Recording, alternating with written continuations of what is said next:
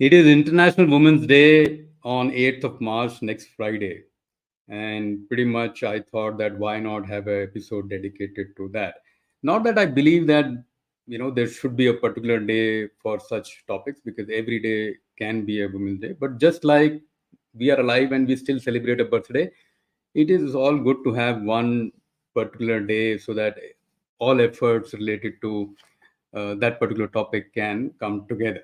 So, in that spirit, I thought, let me do an episode which focuses on leadership issues for mid career or women in mid career.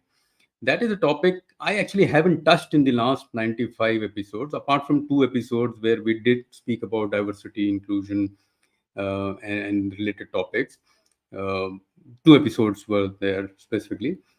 You can argue that what is true for men in mid career is also true for women in mid career, but that's a weak argument because women do face uh, more difficulty, challenges, less opportunities, and often more restrictions in how they can build their career. So while everybody else has an opportunity, men have an opportunity to build their career brick by brick, and they choose the bricks. For most women, the bricks are not chosen by them. And I'm saying most women with some responsibility because it's obviously not true for everybody. There are many women trailblazers who are doing fantastically well. And I'm glad many of them are actually helping other women come uh, come forward. And this, if I can call it a war, this war cannot be won by women alone. Right? So the problem has been mostly created by men, and the solution should also have men involved. That's the view that I have held over a period of time. And with that view, I thought let me dedicate this episode. This is our 95th episode. This episode on mid-career and specific challenges for women. So I started looking around for somebody who knew much more than me on this topic, right? Which is my usual method. That once I identify a topic, I look for some expert, and I found uh, brilliant expert on this, Bhavna Toor. I'll bring her into the stream in a minute. But a little bit about Bhavna. Bhavna Toor is the founder and CEO of Shinomics, a mindful leadership platform helping women live and lead consciously. Under her leadership, Shinomics has supported over 100,000. So if you're in India, 1 lakh women in leading careers of greater meaning and impact over the last 8 years. And that's a lot of big number. Of course, it's not. You can say that it's a drop in the ocean, but it is a drop, right? Somebody has to start. And she's been mentoring high potential leaders and entrepreneurs over the last 10 years, including as an entrepreneur in residence for GSF Global Accelerator, previously as the CEO and director for National Social Entrepreneurship Forum, and a long list of what I would do is that you should actually look up her LinkedIn profile. A glittering career earlier in Wall Street as a vice president and client portfolio manager of a top investment bank, has been on TEDx stage, been a speaker at many forums, including Google, LinkedIn, Intel, Northern Trust, GE, Target, and but she didn't know that she will land here today. Yeah, so all this work, and I've had the privilege of knowing Bhavna because we were together on the Creator Accelerator program. So that's pretty much a little bit, and of course you can check more about her on LinkedIn. Some interesting bit. She's also former Miss India New York model, actress, dancer, and TV host. So that's a first for me. I've never had a actress, Miss India model on my show. But obviously, that's not the qualification that brings her here. It's the work that she's doing currently for women and women colleagues around the world. That is the most important activity. I'm sure she would agree. So let me bring Bhavna into the stream. Namaste, Bhavna ji. Welcome to the show. Thank you. Well, I'm glad to be here with you, Anjuman. No, and I'm glad because every show I do, there has to be some first. So even after 95, at least a model and actress or a former model and actress. So But like you said, that's not the relevant aspect to today's discussion. that, yeah, But yes, that's just a side fun fact. everybody has layers to their being, and you have multiple layers. Yeah. And like we discussed pre-show, we would focus on the work that you do today, Yes. Yes. along with women. So, any opening comments you have around the topic in general, as such? I Uh, just want to thank you for broaching this topic because I think it's a very important one. And like you said, not just for International Women's Day, for any day of the year. Because while, as you also called out, one might think, yeah, what could be the difference between men and women when you look at their experience at the mid career level? The reality is there are a lot of differences, and I would love to get into those differences with you today and see how we can both enlighten and help people navigate those that environment successfully for themselves at the mid career stage. Yeah, and before we dive deeper, I just wanted to also clarify for the audience, and there will be audience that will watch this later as well. So a lot of people will watch live, of course, and I'm thankful to them. But there will be people who watch later as well. But one clarification I want to give is that this is not a counseling or a therapy show at all. So we are exchanging point of views, and I wanted to discuss with somebody who has a defined point of view, has experience in this, and that's why Bhavna is on the show. So those of who are on the live show and have questions, men or women, even though the show is focused today on women, but men can have questions, and I hope they have. So please do ask your questions. We will pick the questions around midway into the talk, but you can post your questions when you like. So that's the format, Bhavna. Since every show has some kind of a format, that's what we will use. So let's get started. I think one way to look at this whole situation, and I know that the numbers are not very good for women in leadership, whether it is mid career, senior management. Maybe in most companies the entry level numbers are very good. Okay. The numbers I find, at least because I work for a large IT services firm, which has a presence in India, globally as well, and we are fully aware of how other companies, including ours, also are doing. We generally find that, at least in India and in the IT sector, and if you include ITES, it is a little more. But the 50% number is not very difficult. Most people actually have got there. Some have gotten much more than 50 as well. But this is only at the entry level, which is 0 to 5 Yeah. years, right? And we don't have to guess what happens at 0 to 5, at 5, because that's a topic we will come to later. But once the mid career starts, which is around 27, 28, 29, let's say 30, around that age, and goes on till 55, some people retire in mid career, which is fine. That's where we see the disparity being very, very stark. Um, do you see this, or in the work that you do, because you do a lot of global work as well, and I have slight exposure more to India, but do you see this as at a global level also?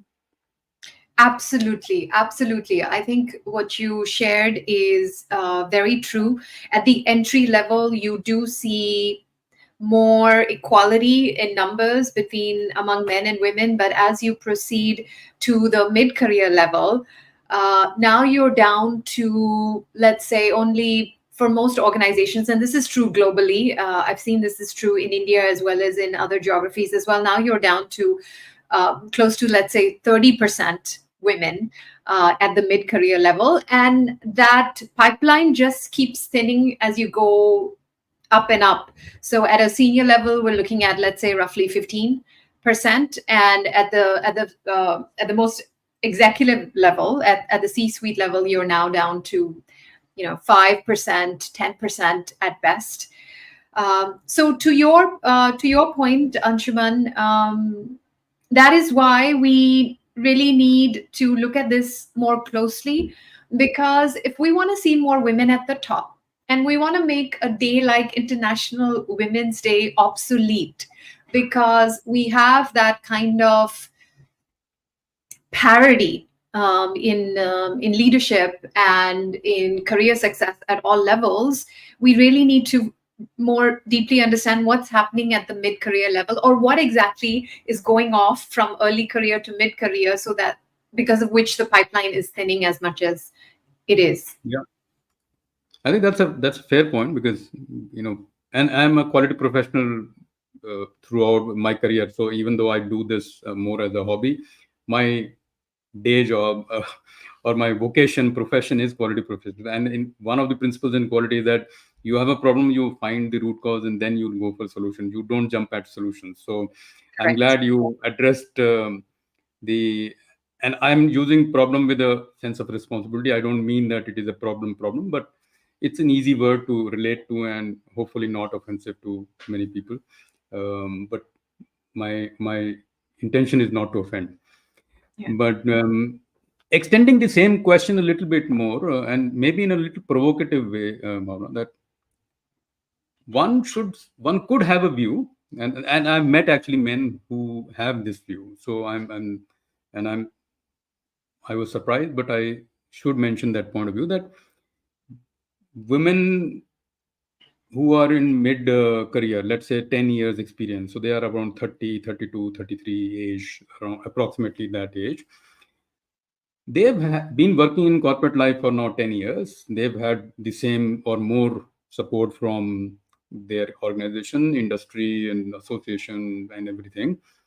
Why do they now need extra support or special support? They should be able to fend for themselves. Your honeymoon period is over in the organization. You should be able to fend for yourself like your men colleagues do. Yes. I know it is provocative, but Yes. you surely would have heard of this. I've heard of this in not so hush hush tones. People talk of this openly, even now, and it Yeah. surprises me. But the fact that people do want to talk about this tells me that the sentiment is there. So I don't want to put the sentiment under the carpet and say that, oh, nothing like this exists. It does exist. So what is your response or a view or message to such men and surprisingly some women else also? Yes. What would you say? Yeah, thanks so much for bringing this up. You're right. I think there's so many ways of looking at this issue. And what's interesting is that your perception of reality is very much a function of which angle you are looking at it from, which position you're occupying, and through what lens you're looking at the reality. So, for example, and just to give you an anecdote, one highly leading figure, uh, formerly known as Carl Farberger. He was the CEO of a Swedish financial services organization called ICA Insurance. So, as a man, for the first 49 years of his life, and clearly had all the trappings of success and wealth, and the reality looked quite good from that perspective, at least. But he identified as a woman, underwent a transition, and now is Caroline Farberger, and for the last 6 years has been that way. And it's really interesting to hear his comments about how his experience has changed, because he got to experience professional life through the lens of a fairly successful male executive first, and now as a female executive. And he clearly says, look, I had no idea of the extent of disadvantages that you might face as a female executive, and as all the years that I lived as a man, I assumed the playing field was level, but clearly it's not. And only now, as Caroline, she is discovering how, in what are all the ways in which it's not a level playing field. So, having said that, let me shed some light on this. Like, why is it still not a level playing field? It's 2024, for crying out loud. Why are we still talking about this? So, okay, so what's happening? So, it's interesting. You mentioned getting to the root cause. It's important that we address the right problem. So, at the mid career level, what you'll also see is you'll see a lot of women transition, let's say move from one organization to another, or for some, yeah, they may also make a choice to opt out and leave the workforce altogether. So the assumption that's often made is, okay, women are leaving because they're leaving for personal reasons. They want to take care of their families. They've realized motherhood is a bigger priority for them. It's a whole host of personal challenges, and the truth is, yes, to some extent that plays a role. But when we've asked this question to our community, and even the wider research supports this, and we ask the same question year on year, why do women leave? And if you give them four choices, are you leaving because you're just simply not challenged enough in your current role? Are you leaving because you're burnt out and you want to take care of your work life balance? Are you leaving because to take care of family responsibilities, or are you leaving because you feel undervalued? Year on year hasn't changed. Now we're looking at 3 years of data. Close to 50% of women tell us every single year we leave when we feel undervalued. Leave when we feel undervalued. So it's really important to understand why women are leaving, and if they're feeling undervalued, what is the cause of that? What is the cause of that? And just to bring this out a little bit more, Anshuman, if I was to cite a specific study, so, and this will help us compare what's happening for men and women at the early career as well as what's happening at the mid career. So I believe Bain did this study with 1,000 individuals, where at the early career they were asked, how confident are you to reach top management? So that was the first thing they measured, the level of confidence. And then the second thing also they wanted to look at is just a sense of ambition. And how much are you aspiring to get to top management, right? So confidence and ambition. If you look at confidence, the numbers were actually the very, very similar. So 27% of men and close to 25% of women were saying, yes, we're confident we can get to the very top. Now you ask a few years later, as you said, right? Now a few years have passed. You're 10 plus years, let's say, in your career, you're at the mid-career level. Now you ask those men and women. For the men, no change. It's still 25% of men are saying they're confident they can reach top management. For women, now that number is close to 13%. So that number has dropped 50. That's a 50% drop. Now only half the women are saying that they are confident that they can reach the very top. Now, what is happening? And I think with confidence, it's really important to really look more closely at, okay, well, what gives you confidence? And when you look at confidence, and especially if you look at the science of confidence, so there's a fascinating book actually that I read last year by Ian Robertson, I believe, on how confidence works. Yeah. And something really fascinating that he pointed out in the book, which I think is so relevant here for our discussion, is confidence really is a function of two things. It's when you can say, I can do this. So there's a can do attitude. But equally, I need to believe that, okay, if I do this, it can happen for me. So there has to be a can happen as well. Can do plus can happen is what gives us that sense of confidence. So to give you a really easy example, so let's say, it's still relatively early in the year. Many of us have health goals that we want to accomplish this year. So what's Don't going to remind be? me. Don't remind Yeah, me. I have to keep reminding myself of working on my health and fitness goals. But okay, so what's going to give any of us that confidence that you can meet your health goals? So if I ask you, Anshuman, right? So what would be your, what would be your strategy? What would you work on? I mean, I'm a quality guy, so I like to build a process for everything. I don't look at the outcome as much. I like to Okay. build a process for, but I know that I'm a minority in that sense. But For example, if I have to go for my walk at 6 a.m. or whatever, Okay. 5:30 and all, Yes. I will keep my shoes ready in the. I don't want to have any variable in the morning. So Yes. everything, bottle of water, everything will be ready at in the night for the next morning. So yeah, so that would be my response. Okay, wonderful. And have you found that that works for you? It Especially, does. let's say walking. Does walking equal better health for you? Has that in from based on your past experience? Yes, and consistent walking at some pace, it does. That's my goal has been consistency. So I don't like too many variables, and if I can keep at it every day, the same routine, I'm very happy. Okay. Okay, So excellent. See, so that's a great example. You sound very confident to me in terms of being able to meet your health goals, because what I'm picking up from you is a can do as well as a can happen.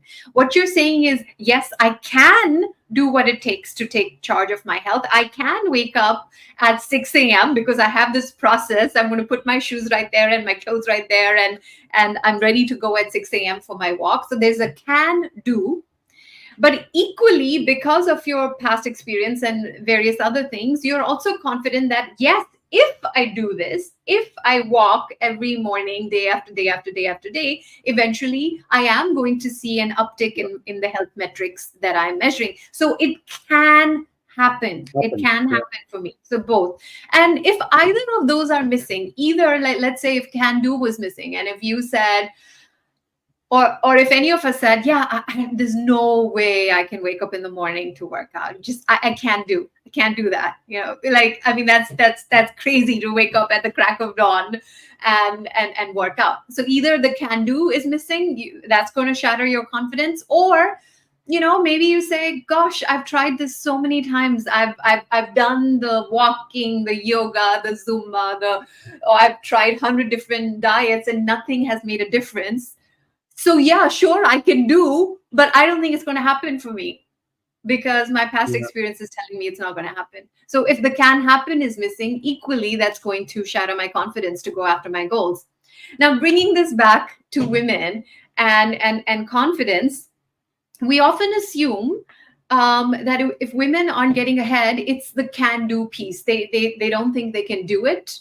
There's some internal confidence that's breaking down, and so it's really their responsibility to fix that. And once we become more confident, then we will be able to get ahead. We put all the focus on the can do, but we forget there's also a can happen. So the question here is, sure, okay, I can work hard. I can work hard. I can do whatever it takes. But is that going to translate into career growth and success for me? If I have any doubt around that, consciously or unconsciously, then that is going to kill my Mm. confidence as well. All this to say, as women, when as we're progressing through our careers, we're responding to both, where we are responding to the feedback that we're getting from our environment, from our colleagues, from our managers, from other mentors and guides, and we're picking up on that feedback. Like, how much of a positive and encouraging feedback are we also getting from our environment, that yes, if you can get ahead.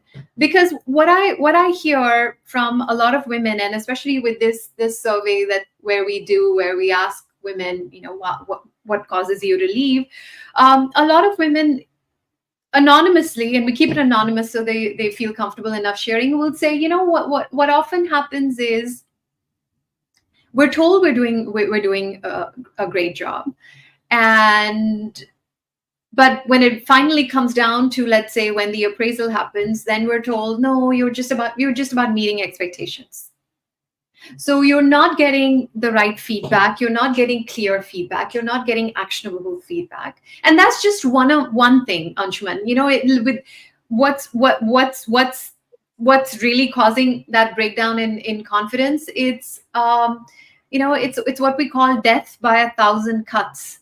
So it's not just one big thing that's killing their confidence. It could be a multitude of things. So you're not getting clear and actionable feedback from your manager. There are a lot of microaggressions that you're picking up in your environment. I've had, in fact, quite recently, I had a woman share with me where her manager told her, wow, ambitious women scare me. And maybe it may have been a comment in passing, but when you hear something like that, then how encouraging is that going to be for you to continue to nurture that ambition to get to the very top? So it could be microaggressions. It could also be a lack of support at home as well. I'm not going to say all the challenges only lie in the workplace. It could be lack of support at home as well. And so it could be lack of role models. I look around, and as you said, because it is a pyramid, and it thins at the very top. And I came into the workforce thinking, yeah, because all my life I've done so well, and and we do see this, women do outperform men all the way up to college, especially when you look at, compare graduation rates and Yeah, and things like yeah. that. So they're coming in without all that confidence, and sure, I have what it takes to make it. But then I come in, then I see how difficult it is for women to get to the very top. And I don't see enough role models. It looks like there's a lot of politics. It looks like there are a lot of challenges along the way. Sooner or later, eventually what happens is that does erode your confidence. And then you start to think, I don't know if this can happen for me. I can do, but can it happen? I don't know. And so I readjust my confidence. I readjust my level of ambition and aspiration as well. And that's why you, at the by the mid career level, you start to see this disparity in both the level of confidence between men and women, as well as that level of ambition between men and women.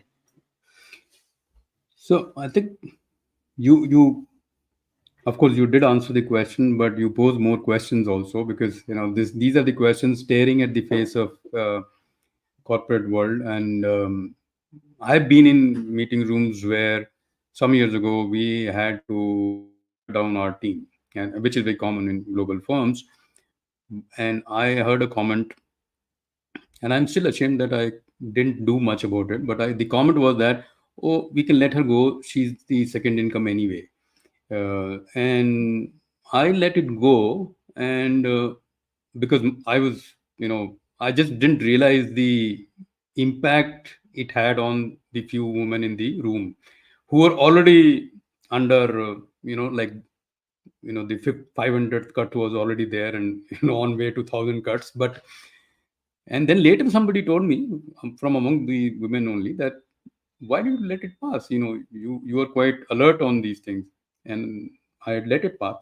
And as luck would have it, something similar happened a few months later. Another similar comment, not the same comment, but another similar comment. And this time I was a little alert, and I was able to, show a red card in that sense. And in a global team, you will have people from all places, cultures, backgrounds, everything.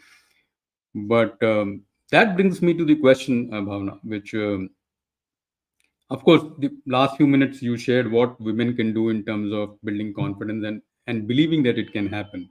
And I've actually seen this happen, like I said earlier, that, after a while, women, maybe in the 25 plus minus age bracket, start to feel that whatever I may do, it is not going to be enough. They will never promote me. They will never give me the next job. So, it's fine.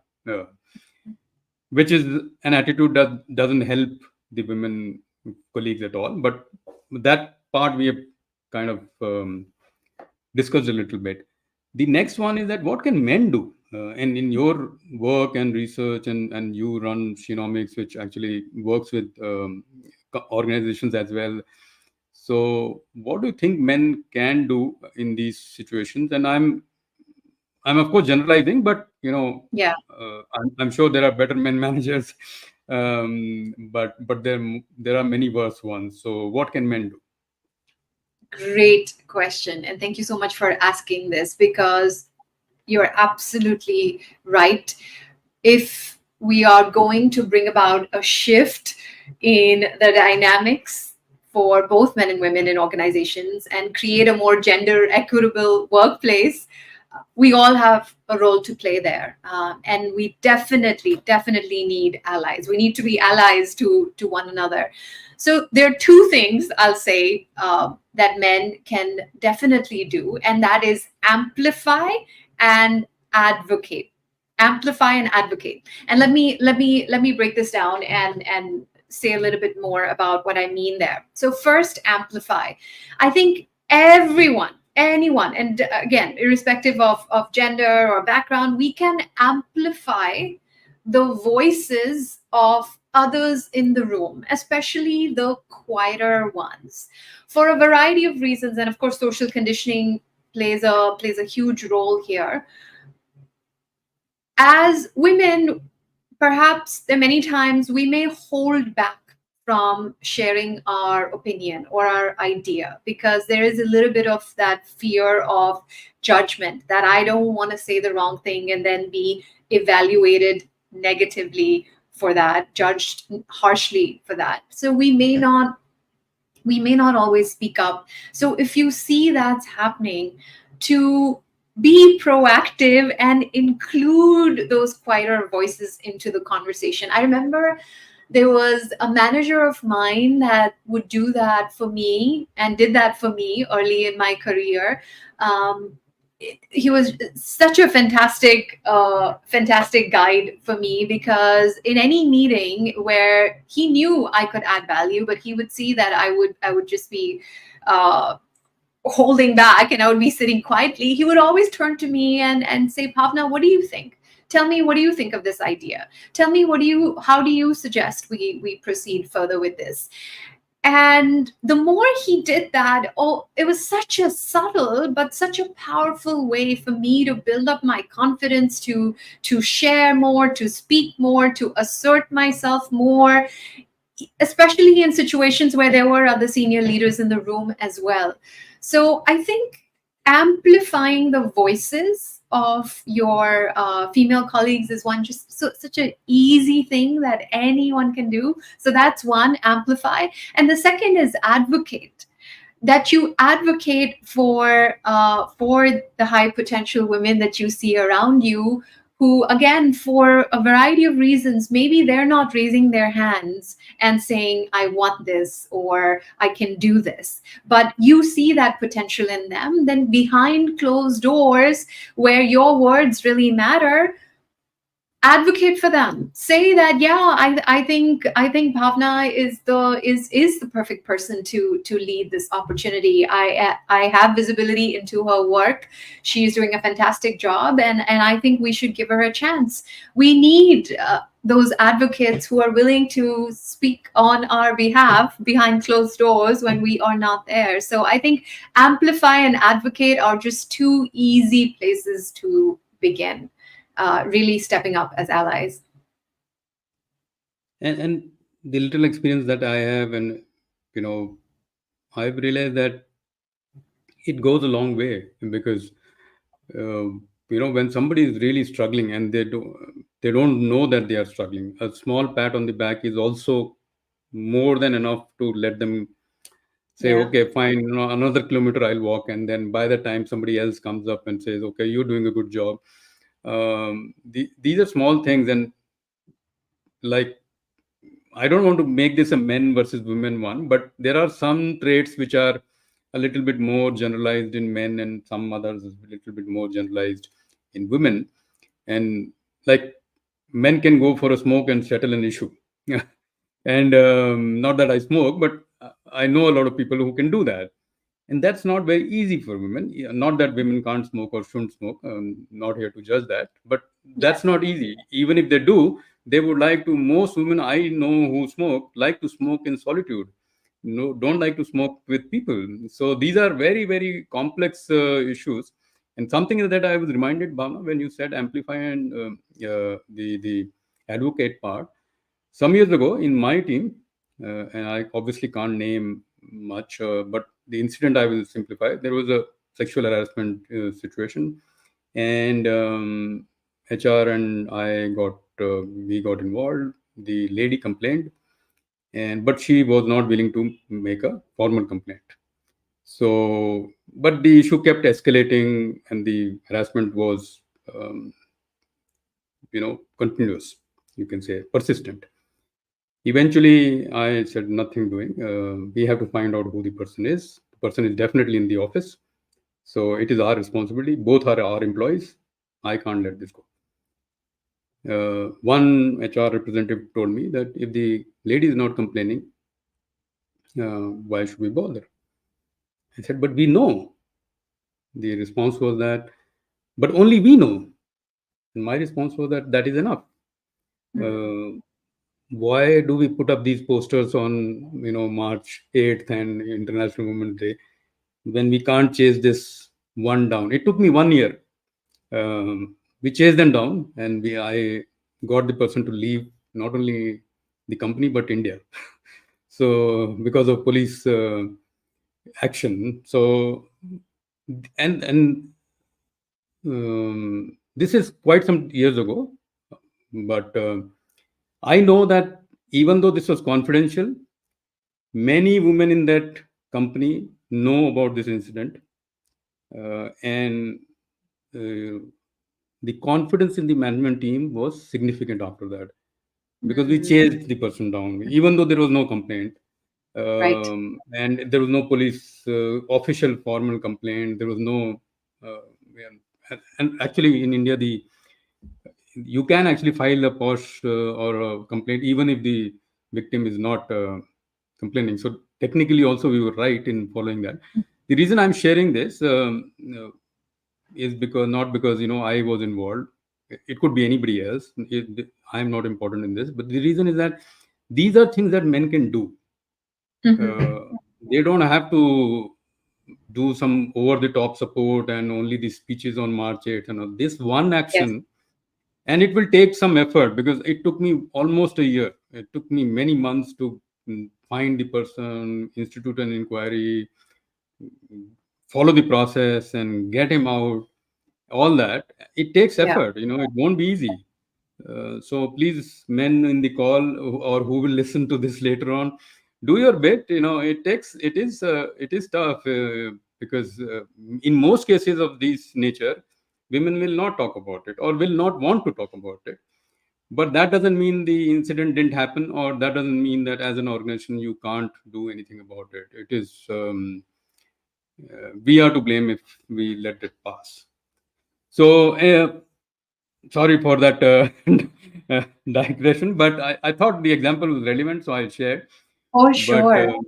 Sure. yeah, so I know that you have a cutoff in a few minutes, but there is one question, and I'm unable to post it on the screen. But the question is more, Bhavna, around mid-career women, and it is by a lady Nivedita Mishra. But I can read it, but for some reason it's not coming up on the screen. The Yeah. question is about imposter syndrome. Do you see a lot of that, and is that a reason or a strong reason for women to fall behind in the race? And should they be more aware? And if yes, what can they do about it? Yes. So, sure, imposter syndrome definitely does play a role, and it plays a role for both men and women. Again, imposter syndrome is not something that only women suffer from. In fact, it's quite universal among genders. And for sure, it is pronounced with women as well. So, what can we do about the imposter syndrome? So, one of the things that I talk about in our work. And at Genomics, our philosophy is mindfulness, and we talk about mindful leadership. And one of the core cornerstones of living and leading mindfully is practicing compassion. And a subcomponent of compassion is self compassion, because it begins with us. And definitely in my journey, because I for the longest time have battled self-doubt, even now, there are many times when I do question myself. And so self-compassion in those instances is a very intentional and a very conscious decision, that whenever you hear that voice of self-doubt coming up, to to reframe that and take the other perspective. And so if that critical voice in your mind is saying, oh, I can't do this, or I'm not good enough, or I don't feel very confident in moving forward with this, to turn it into a compassionate inquiry and to ask, well, how can I do this? What are all the reasons that I feel I do have what it takes? What would help me feel more confident in this situation? And what I've seen is the more powerful, the more compassionate the questions we ask, the way the human brain works is those are the kinds of answers you will get more. And so in those instances when we are doubting ourselves, I think it does first begin with ourselves and making a decision to practice greater kindness and look at ourselves in a much more powerful and expansive way, to own those strengths, own all those reasons because of which we can move ahead. So that's, I think, a very internal component of overcoming the imposter syndrome.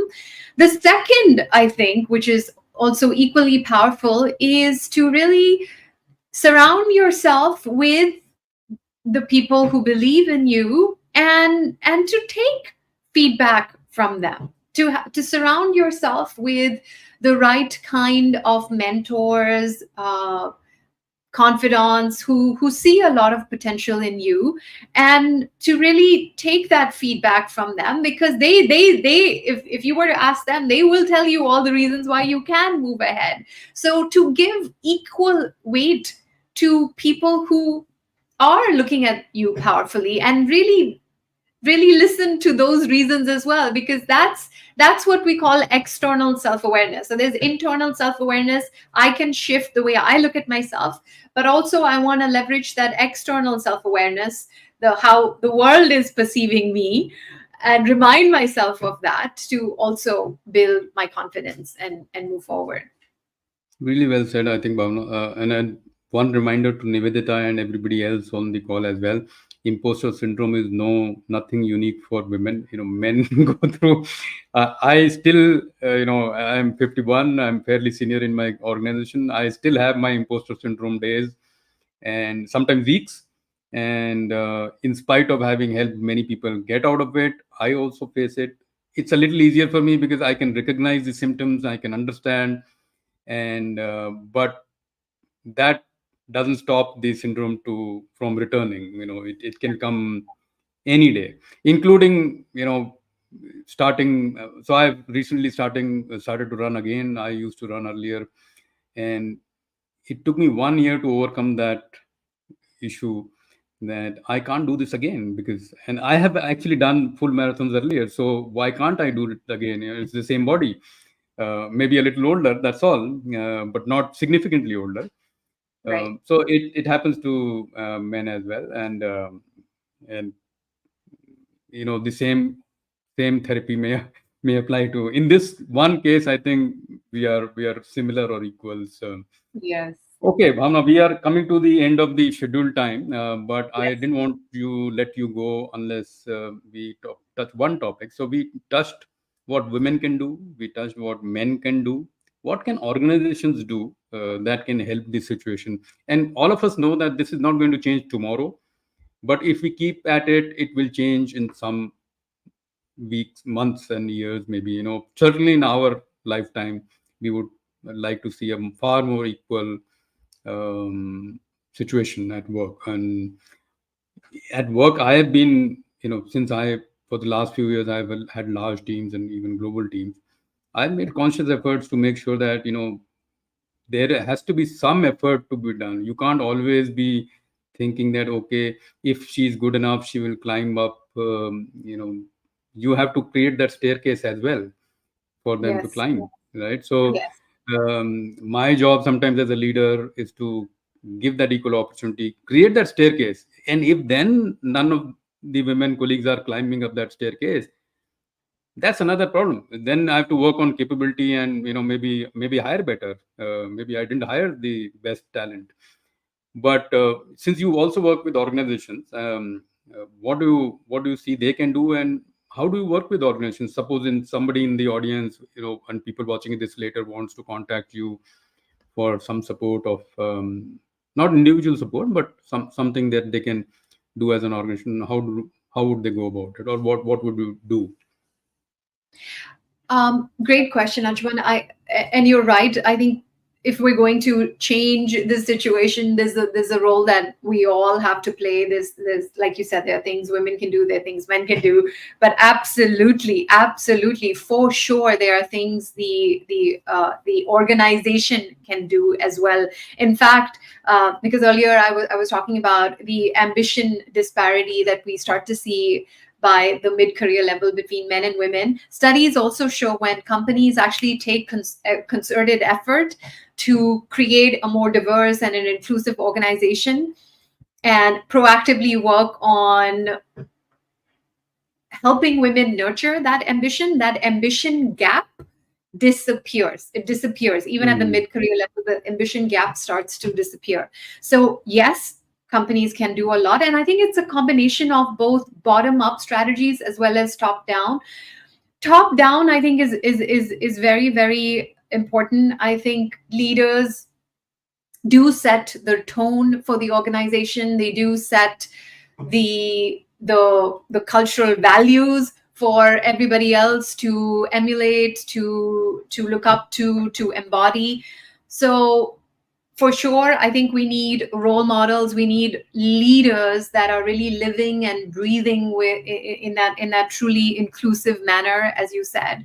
So as leaders, for sure, like we were saying earlier, you want in any given situation, you definitely want to amplify and advocate for the women in the organization. But as you go further down as well, especially because where a large part of the experience of a woman in an organization, up to I think the statistic is close to over 70% of the experience for a woman in an organization gets shaped by her manager.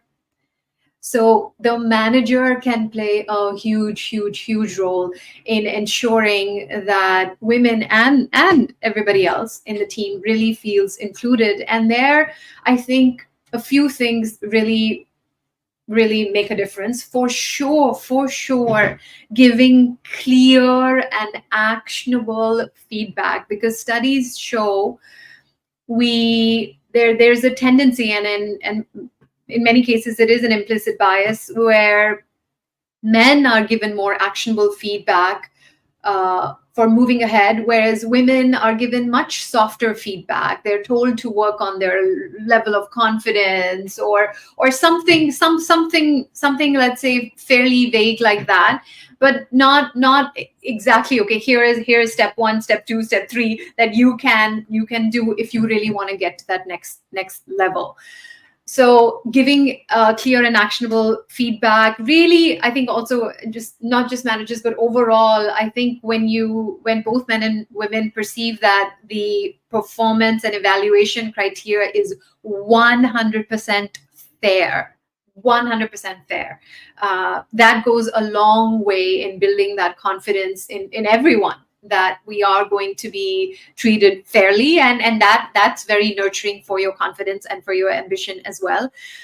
Having mentors and sponsors goes a long, long, long way. So if when you see high potential women in your organization, to give them the right kind of support at the right time, early, I would argue earlier the better, because where we see that drop off happening is between early to mid career. So we have, if you look at, for example, the women in the workplace study from last year, it shows 9 out of 10 women, young women under 30, are coming into the organization fully wanting to move to that next level, and 75% of them want to go all the way to the top. So let's really start nurturing that ambition, not wait till we get to that mid career level to put women through programs or to give them whatever support they need. That support needs to begin early on. So these are just a handful of things I think, if we get right, can go a long way.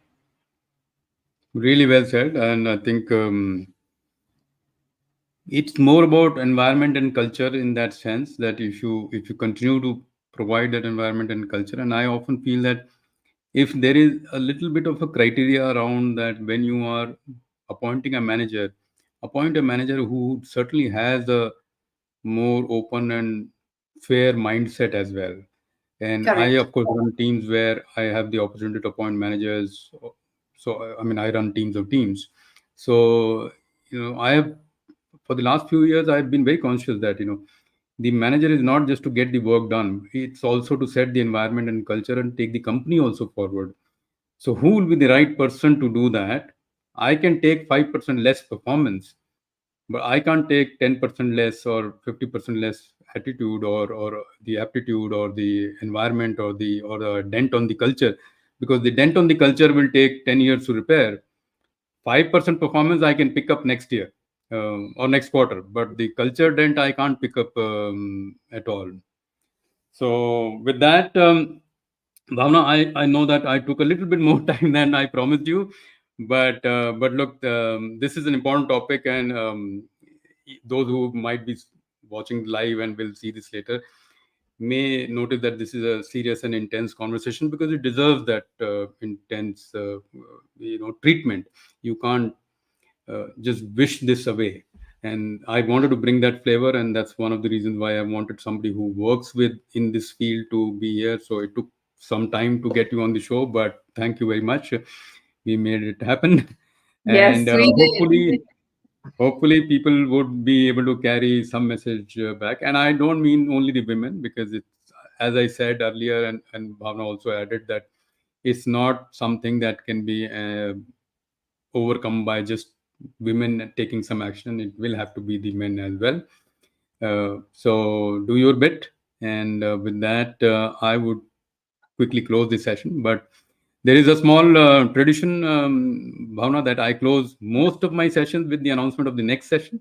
So next Oh, session, for those who are on the live, is slightly off schedule. So it's actually this Tuesday, coming Tuesday, which is 5th of March, India time, 7 p.m. Unusual, this thing, but there are reasons of scheduling. So, and I didn't want to miss. The guest is S.V. Nathan, who's a partner at Deloitte and a legend in the Indian HR industry. So he will take questions on mid-career.